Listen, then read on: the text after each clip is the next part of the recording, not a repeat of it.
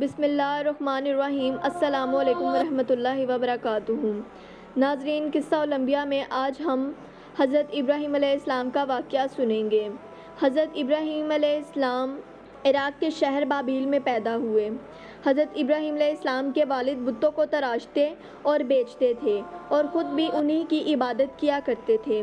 حضرت ابراہیم علیہ السلام نے اپنے باپ اور اپنی قوم سے فرمایا، تم کس کی عبادت کرتے ہو؟ وہ کہنے لگے، بتوں کی۔ حضرت ابراہیم علیہ السلام نے فرمایا، جب تم اپنے بتوں کو پکارتے ہو تو کیا وہ تمہیں سنتا بھی ہے یا وہ تمہیں کوئی نفع یا نقصان پہنچا سکتا ہے؟ تو لوگوں نے کہا، یہ ہم نہیں جانتے، ہم نے تو اپنے باپ دادا کو اس طرح کرتے پایا ہے، اس لیے ہم بھی ایسا ہی کرتے ہیں۔ اللہ تعالیٰ نے حضرت ابراہیم علیہ السلام کو کم عمری میں ہی ہدایت دے دی تھی، اس لیے حضرت ابراہیم علیہ السلام نے کبھی بھی ایک لمحے کے لیے بھی بتوں کی عبادت نہیں کی تھی۔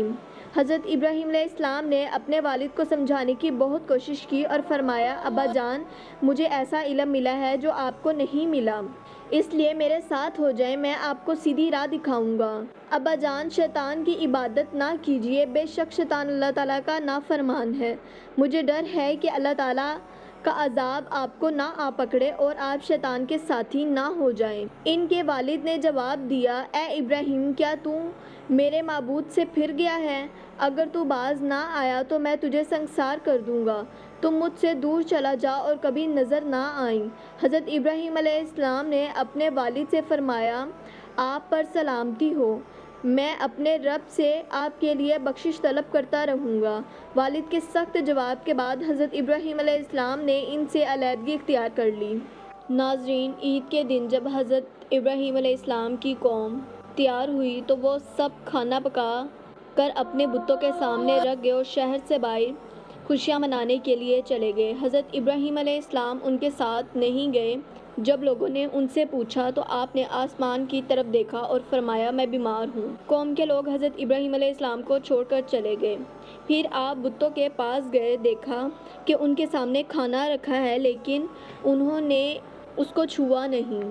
پھر حضرت ابراہیم علیہ السلام نے ان سے کہا، یہ کھانا تمہارے سامنے رکھا ہے، تم کھاتے کیوں نہیں؟ کیا ہوا؟ تم بولتے بھی نہیں۔ پھر آپ نے کلہاڑی اٹھائی، سارے چھوٹے بتوں کو توڑ ڈالا، صرف بڑے بت کو چھوڑ دیا اور کلہاڑی اس کے کندھوں پر رکھ دی۔ جب قوم واپس آئی تو یہ منظر دیکھ کر حیران رہ گئی۔ انہوں نے کہا، ہمارے بتوں کے ساتھ یہ حرکت کس نے کی ہے؟ پھر سب نے مشورہ کر کے حضرت ابراہیم علیہ السلام کو بلایا اور پوچھا، یہ تم نے کیا ہے؟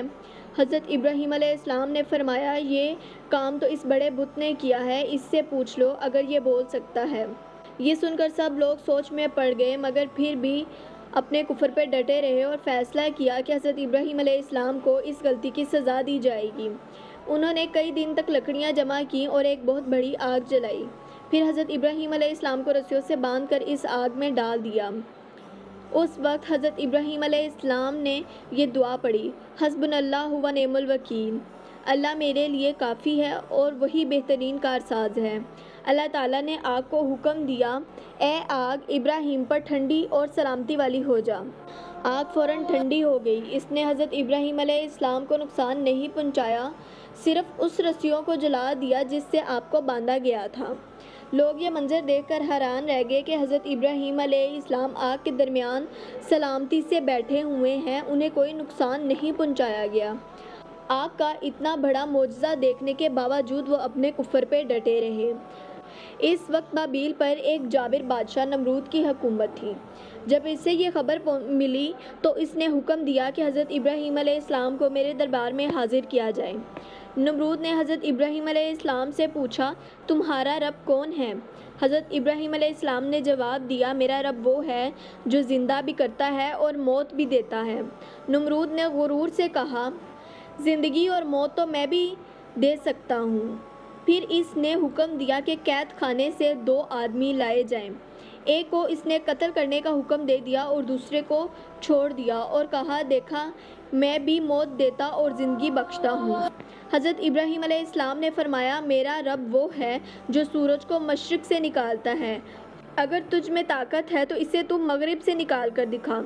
یہ سن کر نمرود لاجواب ہو گیا اور کوئی جواب نہ دے سکا۔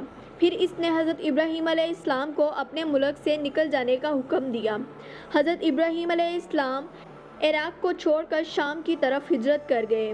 وہاں آپ نے اپنے چچا زاد بہن سارہ سے نکاح کیا اور قیام فرمایا۔ آپ نے وہاں دیکھا کہ وہاں کی قوم بتوں کی بجائے ستاروں کو اپنا خدا مانتی ہے اور ان کی پرستش کرتی ہے۔ وہ رات کے وقت عبادت کرتے تھے کیونکہ ستارے رات کے وقت ظاہر ہوتے تھے۔ ایک رات حضرت ابراہیم علیہ السلام ان کے ساتھ نکلے۔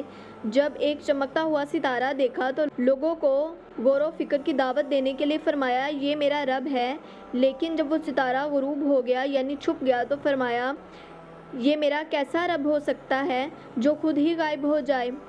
اگلی رات جب چاند کو چمکتا ہوا دیکھا تو آپ نے فرمایا یہ میرا رب ہے، لیکن جب وہ چھپ گیا تو آپ نے فرمایا یہ رب نہیں ہو سکتا۔ اگر کسی کو دن کے وقت اپنے رب کی ضرورت پڑے تو وہ کیا کرے گا، کہاں جائے گا؟ پھر جب سورج طلوع ہوا اور روشنی پھیل گئی تو آپ نے فرمایا یہ میرا رب ہے، یہ تو سب سے بڑا ہے۔ لیکن جب سورج بھی ڈوب گیا تو آپ نے فرمایا یہ بھی میرا رب کہلانے کے لائق نہیں، یہ سب مخلوق ہے اور ان سب کا مالک ایک ہے۔ میں اس رب کی عبادت کرتا ہوں جس نے زمین و آسمان کو پیدا کیا۔ اس طرح حضرت ابراہیم علیہ السلام ان لوگوں کے غور و فکر کی دعوت دی تاکہ وہ سمجھ جائیں کہ اصل رب ہی اللہ ہے جو ہمیشہ باقی رہتا ہے، نہ کبھی غروب ہوتا ہے اور نہ ہی کبھی فنا ہوتا ہے۔ لیکن اس کے باوجود ان لوگوں نے ایمان قبول نہیں کیا اور کفر پر ڈٹے رہے۔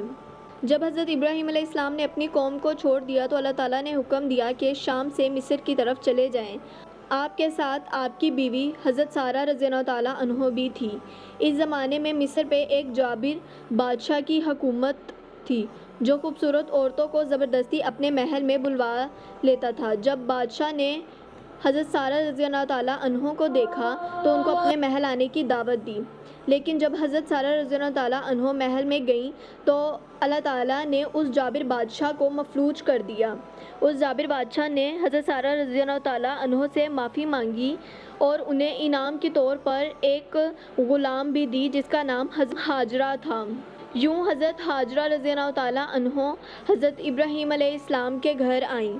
حضرت ابراہیم کی زوجہ حضرت سارہ رضی اللہ تعالیٰ عنہ عمر رسیدہ تھیں اور ان کے یہاں اولاد نہیں تھی، اس لیے انہوں نے حضرت ہاجرہ رضی اللہ تعالیٰ عنہ سے حضرت ابراہیم علیہ السلام کا نکاح کروا دیا۔ اللہ کے حکم سے حضرت ہاجرہ کے باطن سے ایک بیٹا پیدا ہوا جس کا نام حضرت اسماعیل رکھا گیا۔ کچھ عرصے بعد اللہ تعالیٰ نے حضرت ابراہیم علیہ السلام کو حکم دیا کہ اپنی بیوی حضرت ہاجرہ اور ننھے بچے کو مکہ کی وادیوں میں چھوڑ آئیں۔ ایک جگہ صحرا تھا جہاں نہ پانی تھا، نہ سبزہ، نہ ہی کوئی آبادی۔ یہی جگہ آگے چل کر مکہ مکرمہ کہلائی۔ حضرت ابراہیم علیہ السلام نے اللہ کے حکم کے مطابق حضرت ہاجرہ اور حضرت اسماعیل کو وہاں چھوڑ دیا اور واپس جانے لگے۔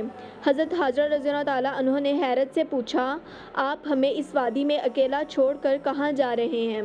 حضرت ابراہیم علیہ السلام خاموش رہے۔ آخر کار حضرت ہاجرہ رضی اللہ تعالیٰ عنہ نے پوچھا کیا یہ اللہ کا حکم ہے؟ حضرت ابراہیم علیہ السلام نے سر ہلا دیا۔ یہ سن کر حضرت ہاجرہ رضی اللہ تعالیٰ عنہ پر یقین انداز میں کہا اگر یہ اللہ کا حکم ہے تو وہ ہمیں ضائع نہیں کرے گا۔ جب حضرت ہاجرہ رضی اللہ تعالیٰ عنہ کے پاس پانی ختم ہو گیا تو ننھے اسماعیل پانی سے بلکنے لگے۔ حضرت ہاجرہ رضی اللہ تعالیٰ عنہ بے قراری کے عالم میں کبھی صفا کی پہاڑی پر چڑھتیں اور کبھی مروہ کی پہاڑی پر دوڑتیں کہ کہیں نظر آ جائے۔ یہ دوڑنا انہوں نے 7 بار کیا۔ اللہ کو یہ عمل اتنا پسند آیا کہ قیامت تک کے لیے حاجیوں پر صفا و مروہ کی یہ دوڑ واجب کر دی گئی۔ اس دوران ننھے اسماعیل اپنی ایڑی رگڑ رہے تھے کہ اللہ کے حکم سے زمین سے ایک چشمہ پھوٹ نکلا۔ حضرت ہاجرہ نے جلدی سے پانی کو جمع کیا تاکہ وہ ضائع نہ ہو جائے۔ یہی چشمہ آگے چل کر زمزم کہلایا اور آج تک جاری ہے۔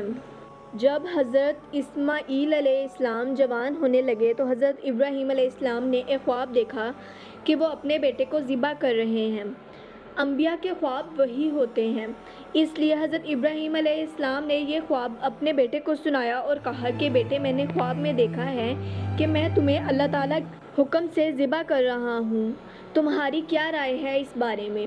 حضرت اسماعیل علیہ السلام نے جواب دیا، ابا جان، جو حکم آپ کو دیا گیا ہے وہی کیجیے، انشاءاللہ آپ مجھے صبر کرنے والوں میں پائیں گے۔ یہ دونوں باپ بیٹے اللہ کے حکم پر راضی ہو گئے۔ پھر جب حضرت ابراہیم علیہ السلام نے اپنے بیٹے کو زمین پر لٹا دیا اور گلے پہ چھری رکھی تو اللہ تعالیٰ نے پکارا، اے ابراہیم، تم نے خواب سچ کر دکھایا، ہم نیکوکاروں کو اس طرح آزماتے ہیں۔ اور اللہ تعالیٰ نے حضرت اسماعیل کی جگہ ایک دمبا ذبح کرنے کے لیے بھیج دیا۔ یہ قربانی کی سنت آج تک مسلمان حج کے موقع پر ادا کرتے ہیں۔ کچھ وقت کے بعد حضرت ابراہیم علیہ السلام اور حضرت اسماعیل نے مل کر خانہ کعبہ کی بنیاد رکھی۔ وہ دونوں دیواریں اٹھاتے اور ساتھ ساتھ دعا کرتے، اے ہمارے رب، ہمارا یہ عمل قبول فرما لے، بے شک تو سب کچھ سننے والا اور جاننے والا ہے۔ اے ہمارے رب، ہمیں اپنا فرما بردار بنا اور ہماری اولاد میں سے بھی ایک ایسی امت پیدا فرما جو تیری فرما بردار ہو۔ اللہ تعالیٰ نے ان کی یہ دعا قبول فرما لی اور خانہ کعبہ قیامت تک کے لیے مسلمانوں کے لیے قبلہ بنا دیا۔ حضرت ابراہیم علیہ السلام مسلسل آزمائشوں سے گزارے گئے، کبھی والد اور کبھی قوم کی مخالفت، کبھی آگ میں ڈالے جانے کا واقعہ، کبھی وطن چھوڑنے کا حکم، کبھی بیوی اور بچے کو بنجر وادی میں چھوڑ دینا اور کبھی بیٹے کو ذبح کرنا، مگر ہر بار اللہ کے حکم سے وہ ان آزمائشوں میں صبر کے ساتھ ثابت قدم رہے۔ اسی وجہ سے اللہ تعالیٰ نے انہیں خلیل اللہ یعنی اللہ تعالیٰ کے دوست کا لقب دیا۔ اللہ تعالیٰ نے حضرت ابراہیم علیہ السلام کو بڑھاپے میں ایک اور بیٹا حضرت اسحاق علیہ السلام کی خوشخبری دی۔ یوں حضرت ابراہیم علیہ السلام 2 نبیوں کے باپ بنے۔ حضرت اسماعیل کی نسل میں سے نبی پاک صلی اللہ علیہ وآلہ وسلم اور حضرت اسحاق علیہ السلام کی نسل میں سے بنی اسرائیل کے نبی پیدا ہوئے۔ حضرت ابراہیم علیہ السلام نے اپنی پوری زندگی اللہ کی توحید کے پیغام کو پھیلانے میں گزاری۔ انہوں نے اپنی اولاد کو بھی یہی نصیحت کی کہ صرف ایک اللہ تعالیٰ کی عبادت کریں اور ان کے ساتھ کسی اور کو شریک نہ ٹھہرائیں۔ ان کی وفات 175 سال کی عمر میں ہوئی اور انہیں فلسطین میں دفن کیا گیا۔ ناظرین، حضرت ابراہیم علیہ السلام کے اس واقعے سے ہمیں یہ سبق ملتا ہے کہ اللہ تعالیٰ پر ایمان رکھنا چاہیے اور مشکل وقت میں صبر اور توکل سے کام لینا چاہیے۔ اللہ کی رضا کے لیے قربانی دینا ہی اصل ایمان ہے۔ آزمائش دراصل درجات کی بلندی ہوتا ہے۔ اپنی اولاد کے لیے نیک دعا اور اچھی تربیت ضروری ہے۔ ایمان، صبر، قربانی، اللہ تعالیٰ پہ بھروسہ ہی کامیابی کا راز ہے۔ تو ناظرین، یہ تھا حضرت ابراہیم علیہ السلام کا بہترین واقعہ۔ اگر آپ کو ہمارے قصہ الانبیاء میں دلچسپی ہے تو براہ کرم ہمارے چینل کو سبسکرائب کر لیجیے اور کمنٹ میں بتائیے کہ آپ کو یہ واقعہ کیسا لگا اور آپ آگے کون سے نبی کا واقعہ سننا پسند کریں گے۔